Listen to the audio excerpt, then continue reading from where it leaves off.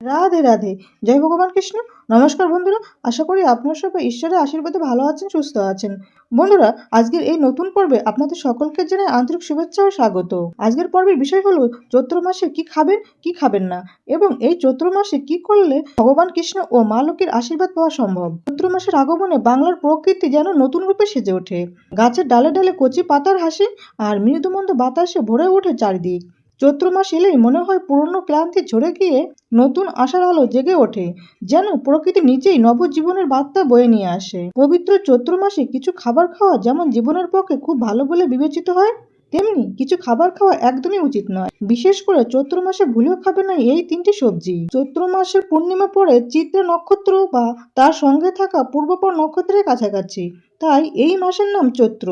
হিন্দু ধর্মে চৈত্র মাস বাংলা বছরের শেষ তথা দ্বাদশ মাস এবং বসন্ত ঋতুর অন্যতম প্রধান সময়। এই মাসকে অত্যন্ত পবিত্র ও ফলদায়ক বলা হয়েছে। শাস্ত্র অনুযায়ী এই মাসে ভক্তি ভরে স্নান, দান, জপ, ধ্যান, উপবাস ও ভগবানের পুজো করলে বহু জন্মের পাপ নাশ হয় এবং জীবনে সুখ সমৃদ্ধি বৃদ্ধি পায়। বিশেষ করে তীর্থ স্নান বা ভোরবেলা গঙ্গা স্নান করে সূর্যদেব ও ভগবান বিষ্ণুর আরাধনা করলে বিশেষ পুণ্য লাভ হয়। স্কন্দ পুরাণে বলা হয়েছে, চৈত্র মাসে স্নান, দান ও জপ করলে অক্ষয় পুণ্য লাভ হয়। চৈত্র মাসে স্নান, দান, জপ ও পুজো করলে ভগবান বিষ্ণুর ভক্ত অক্ষয় পুণ্য লাভ করেন, এ বিষয়ে কোনো সন্দেহ নেই। পদ্মপুরাণে বলা হয়েছে যে চৈত্র মাসে ভক্তি ভরে করা কর্ম ধর্ম বহুগুণ ফল দেয়। চৈত্র মাসে ভক্তি ভরে যে পুণ্য কর্ম করা হয় তা ভগবান বিষ্ণুর কৃপায় কোটি গুণ ফল দেয়। ভবিষ্য পুরাণে বলা হয়েছে যে চৈত্র মাসে দেবতার পুজো করলে পাপ নাশ হয়। যে ব্যক্তি চৈত্র মাসে ভক্তি ভরে দেবতার পুজো করেন তিনি সমস্ত পাপ থেকে মুক্ত হয়ে বিষ্ণুলোকে গমন করেন। ব্রহ্মপুরাণে চৈত্র মাসের শুক্ল পক্ষকে বিশেষ শুভ তিথি বলা হয়েছে। চৈত্র মাসে শুক্ল পক্ষে যে ব্যক্তি শুভ কর্ম করেন তিনি কর্ম, অর্থ, কাম ও মোক্ষ এই চার পুরুষার্থে শ্রেষ্ঠ ফল লাভ করেন। এবছর চৈত্র মাসে দুটি একাদশী পড়েছে, কামদা একাদশী ও বরুথিনী একাদশী। চৈত্র মাস ভগবান শিবের মাস। এ মাসে একাদশী ব্রত পালন করলে অসীম ফল পাওয়া যায়। চৈত্র মাসে শুরুতেই রয়েছে বরুণী স্নান এবং মধু কৃষ্ণ ত্রয়োদশী আর চৈত্র অমাবস্যা। এই মাসেই রয়েছে শ্রী শ্রী লক্ষ্মী পূজা তথা ধানলক্ষ্মী পূজা এবং মৎস্যদেবের আবির্ভাব তিথি আর শ্রী শ্রী গৌরী তৃতীয় ব্রত। চৈত্র মাসেই রয়েছে ছট পঞ্চমী ব্রত এবং স্কন্দ ষষ্ঠী বা অশোক ষষ্ঠী। এরপর শুরু হচ্ছে শ্রী শ্রী বাসন্তী দুর্গা দেবীর পূজা এবং অনুষ্ঠিত হবে শ্রী শ্রী অন্নপূর্ণা পূজা। তারপর আসছে ভগবান রামের শুভ আবির্ভাব তিথি রাম নবমী। এরপর আসছে শ্রী শ্রী মদন পূজা এবং মহাবীর জয়ন্তী, শ্রী শ্রী বলদেবের রাজযাত্রা এবং মহাদেব শিবের নীল পূজা তথা নীল ষষ্ঠী। চৈত্র মাসের পূর্ণিমা এবং সংক্রান্তিতে যথারীতি থাকছে শ্রী শ্রী সত্যনারায়ণ পূজা এবং সারা চৈত্র মাস জুড়ে চলবে শিব ভক্তদের সন্ন্যাস ব্রত এবং এর সঙ্গে থাকছে শ্রী শ্রী চড়ক পূজা, গাজন ও চড়ক মেলা। শাস্ত্র মতে চৈত্র মাস হলো স্নান, দান, উপবাস, জপ, ধ্যান ও ভগবান আরাধনার জন্য অত্যন্ত পবিত্র একটি সময়। এই মাসে ধর্ম কর্ম করলে পাপ ক্ষয় হয়, সংসারে সুখ সমৃদ্ধি বৃদ্ধি পায় এবং ভগবান বিষ্ণুর কৃপা লাভ করা যায়। অন্যদিকে জ্যোতিষশাস্ত্র মতেও শনিদোষ, বাস্তুদোষ ও গ্রহদোষের প্রতিকার, স্নান এবং দান করার জন্য চৈত্র মাস বিশেষভাবে উল্লেখযোগ্য। নমস্কার বন্ধুরা, আজকে নতুন পর্বে আপনাদের সকলকে জানাই আন্তরিক শুভেচ্ছা স্বাগত। আজ আমরা জানবো স্বয়ং ভগবান কৃষ্ণের বলা চৈত্র মাসে কি করবেন আর কি করবেন না, এবং এই চৈত্র মাসে কোন খাবার খাওয়া উচিত নয় এবং কোন খাবার খাওয়া উচিত, বিশেষ করে কোন তিনটি সবজি একদমই খাওয়া উচিত নয়। এই মাসে যে নিষিদ্ধ সবজিগুলি খেলে পরিবারের অশান্তি লেগে থাকতে পারে এবং আপনার আর্থিক সংকট হতে পারে। আপনি চৈত্র মাসে কোনো ব্রত পালন করুন অথবা না করুন, কিন্তু এই মাসে শাস্ত্র অনুসারে নিষিদ্ধ খাবারগুলি এড়িয়ে চলুন, তাহলে আপনার বাড়ি থেকে বাস্তুদোষ দূর হতে পারে এবং সারা বছর মা লক্ষ্মীর আশীর্বাদ পেতে পারেন। আপনি আর আপনার পরিবার সুস্থ ও সুরক্ষিত থাকবেন। এছাড়াও আমরা জেনে নেব চৈত্র মাসের অতি প্রাচীন এবং শক্তিশালী 5টি উপায় বা টোটকা, যে উপায়গুলি করলে আপনার সংসারে আয় উন্নতি বৃদ্ধি করবে।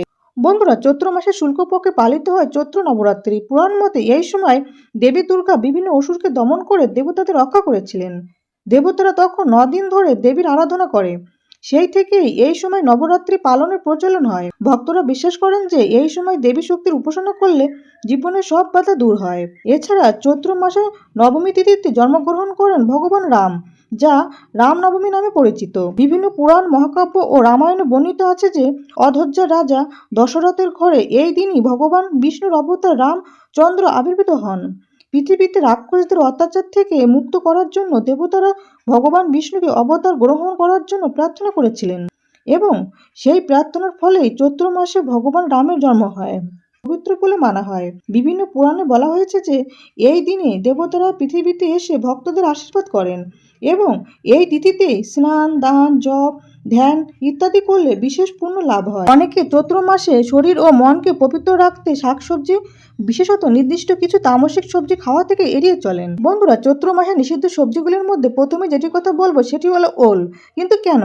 স্কন্দ পুরাণ ও গরুড় পুরাণে আচার সংক্রান্ত অংশে বসন্তের শেষ ও গ্রীষ্মের শুরুতে উত্তেজক বা চুলকানির কন্দজনক নেগেটিভ খাদ্য কম খাওয়ার পরামর্শ দেওয়া হয়েছে, কারণ এই সময় শরীরে তিক্ত ও তাপ বৃদ্ধি পায় এবং ত্বকের রোগ বা অস্বস্তি সহজেই হতে পারে। বৈজ্ঞানিক দিক থেকেও দেখা যায় যে ওলে ক্যালসিয়াম অক্সালেট ক্রিস্টাল থাকে, যা অনেক সময় গলা বা ত্বকের চুলকানির সৃষ্টি করতে পারে। আর চৈত্র মাসে আবহাওয়া গরম ও শুষ্ক হওয়ায় হজম শক্তি তুলনামূলক দুর্বল অবস্থায় থাকে, ফলে এমন কন্দ জাতীয় খাবার বেশি না খাওয়াই ভালো। এই কন্দ জাতীয় খাবার বেশি খেলে গ্যাস অম্বল বা অ্যালার্জির সম্ভাবনা বাড়তে পারে। তাই চৈত্র মাসে ওল খাওয়া উচিত নয়। এছাড়া চৈত্র মাসে অতিরিক্ত ভাজাভুজি খাবার যতটা সম্ভব এড়িয়ে চলা ভালো এবং বেশি তেল মশলা দেওয়া খাবার এই মাসে না খাওয়াই উচিত। বসন্তকালে বহু রোগ ছড়িয়ে পড়তে দেখা যায়, তাই অত্যন্ত সাবধানে থাকা উচিত। দিনের বেলা বেশি ঘুমানো আর বেশি তেল মশলা দেওয়া চর্বি জাতীয় খাবার খাওয়া এড়িয়ে চলুন। এই সময় আসন, প্রাণায়াম, হালকা ব্যায়াম করা, পরিষ্কার জলে স্নান, শীতল জল পান, নিমপাতা, হলুদ ও চন্দনের ব্যবহার, সহজপাচ্য ও পুষ্টিকর খাদ্য গ্রহণ, সজনের ডাঁটা খাওয়া এবং সকালে বা বিকালে খোলা হাওয়ায় কিছুক্ষণ বেরিয়ে আসা আপনার শরীর এবং মনের জন্য খুবই উপকারী। চৈত্র মাসে প্রতিদিন তুলসী গাছে জল অর্পণ করুন ও সূর্যাস্তের পর প্রদীপ জ্বালান, তবে কোনো দিন সন্ধ্যাবেলা তুলসী গাছে জল দেবেন না। শাস্ত্রে বলা হয়েছে চৈত্র মাসে নতুন বাড়ি তৈরি বা বিবাহ ইত্যাদি শুভ কাজ করা উচিত নয়, তবে এই মাসে অন্নপ্রাশন বা দীক্ষা গ্রহণের মতো পবিত্র অনুষ্ঠান অবশ্যই করা যায়। বন্ধুরা, এই মাসে দ্বিতীয় নিষিদ্ধ সবজিটি হলো শিম, কারণ শাস্ত্র মতে এই সময় শরীরে পিত্ত ও তাপের প্রভাব বাড়ে। শিম অ্যাসিডিটি বা অম্ল উৎপাদনকারী এবং কিছুটা ভারী সবজি হওয়ায় এই সময় তা বেশি খেলে অম্বল ও শারীরিক অস্বস্তি হতে পারে।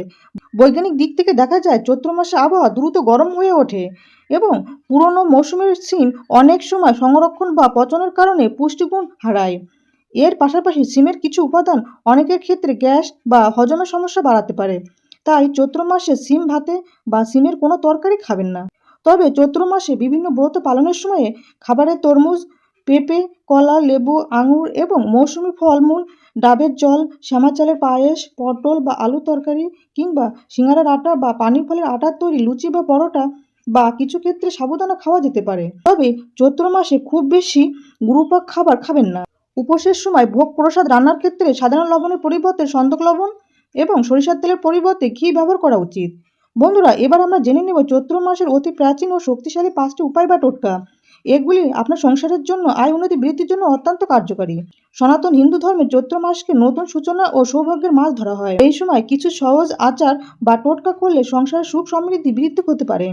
বন্ধুরা, প্রথম উপায়টি হলো চৈত্র মাসের কোনো মঙ্গলবার বা শনিবার সকালে ঘরের প্রধান দরজার সামনে এক মুঠো লবণ ও কয়েকটি নিম পাতা রেখে সন্ধ্যাবেলায় তা বাইরে ফেলে দিলে নেগেটিভ শক্তি দূর হয়। দ্বিতীয় উপায়টি হলো চৈত্র মাসের প্রত্যেক বৃহস্পতিবার প্রদীপ জ্বালিয়ে মা লক্ষ্মী ও ভগবানের পূজা করলে আপনার সংসারে উন্নতি হতে পারে।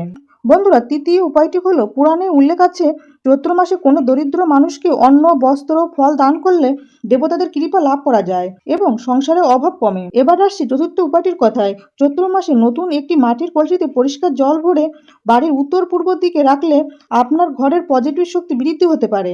পঞ্চম এবং শেষ উপায়টি হলো চৈত্র মাসে প্রতি সপ্তাহের একদিন গরুকে সবুজ ঘাস বা আটা খাওয়ালে মা লক্ষ্মী সন্তুষ্ট হন এবং ভগবান বিষ্ণুর নাম জপ করে তুলসী পাতা অর্পণ করলে আপনার সংসারে স্থায়ী সমৃদ্ধি আসে। বন্ধুরা, চৈত্র মাসে আমরা নিম বেগুন খেয়ে থাকি, কিন্তু কেন? চরক সংহিতা ও প্রাচীন আয়ুর্বেদিক শাস্ত্রে বলা হয়েছে যে বসন্তকালে ঋতু পরিবর্তনের সময় শরীরে কফ দোষ বৃদ্ধি পায়, ফলে সর্দি, অ্যালার্জি, চর্মরোগের মতো সমস্যা দেখা দিতে পারে। এই কারণেই চৈত্র মাসে তিক্ত বা হালকা খাদ্য গ্রহণের পরামর্শ দেওয়া হয়েছে। নিম পাতা স্বভাবই তিক্ত, জীবাণুনাশক রক্তশোধক। এটি শরীরের কফ কমাতে ও রক্ত পরিশুদ্ধ করতে এবং রোগ প্রতিরোধ ক্ষমতা বাড়াতে সাহায্য করে। এবং তুলনামূলকভাবে হালকা ও সহজপাচ্য সবজি, যা নিমের তিক্ততার সঙ্গে মিশে শরীরকে ঋতু পরিবর্তনের জন্য প্রস্তুত করে। শাস্ত্রীয় দৃষ্টিতে বসন্তের তিক্ত আহার শরীর ও মনকে শুদ্ধ করে এবং নতুন ঋতুকে সুস্থভাবে গ্রহণ করতে সহায়তা করে। তাই স্বাস্থ্য রক্ষা ও ঋতু পরিবর্তনের সময় দেহ ও মনের ভারসাম্য বজায় রাখার উদ্দেশ্যেই চৈত্র মাসে নিম বেগুন খাওয়ার প্রথা পরিচালিত হয়েছে। বন্ধুরা, এবার আসছি চৈত্র মাসের তৃতীয় নিষিদ্ধ সবজিটির কথায়। সেটি হলো কচু শাক। শাস্ত্রে বলা হয়েছে যে চৈত্র মাসে চুলকানির জন্য শাকসবজি খাওয়া উচিত নয়। স্কন্দ পুরাণ ও গরুড় পুরাণে বসন্তের শেষ ভাগ শরীরকে হালকা ও সহজপাচ্য খাদ্যের অভ্যস্ত রাখার পরামর্শ দেওয়া হয়েছে, কারণ এই সময় গরম বাড়তে শুরু করলে শরীরের পিত্তের প্রভাব বৃদ্ধি পায়। কচু শাক প্রকৃতিতে কিছুটা উত্তেজক এবং অনেক ক্ষেত্রে গলা বা ত্বকের চুলকানো সৃষ্টি করতে পারে। তাই লোকাচারে চৈত্র মাসে এটি না খাওয়ার প্রথা আছে। বৈজ্ঞানিক দিক থেকেও কচু শাকে ক্যালসিয়াম অক্সালেট থাকে, যা সঠিকভাবে রান্না না করলে গলা জ্বালা, চুলকানি বা হজমের অস্বস্তি তৈরি করতে পারে। আবার ঋতু পরিবর্তনের সময় শরীর তুলনামূলক সংবেদনশীল থাকায় এমন শাক কম খাওয়ার স্বাস্থ্যের জন্য ভালো বলে মনে করা হয়। তাই চৈত্র মাসে কচু শাক মুখে তুলবেন না। এছাড়া ভগবান কৃষ্ণ, ভগবান মহাদেব, মা দুর্গা, ভগবান নারায়ণ এবং মা লক্ষ্মীর এই পবিত্র মাসে কোনো প্রকার নেশা জাতীয় কোনো খাবার না খাওয়াই ভালো। বন্ধুরা, আশা করি ভিডিওটি আপনাদের কাছে সামান্য হলেও উপকারে আসবে। ভগবান কৃষ্ণ, ভগবান মহাদেব এবং মা লক্ষ্মীর কৃপায় আপনারা সবাই ভালো থাকুন, সুস্থ থাকুন, এই প্রার্থনা করি। আজকের মতো এখানেই সমাপ্তি করলাম। দেখা হচ্ছে আগামী পর্বে। আপনারা খুব ভালো থাকবেন, সুস্থ থাকবেন। জয় ভগবান কৃষ্ণ, জয় মহাদেব, জয় মা দুর্গা, জয় মা লক্ষ্মী। রাধে রাধে।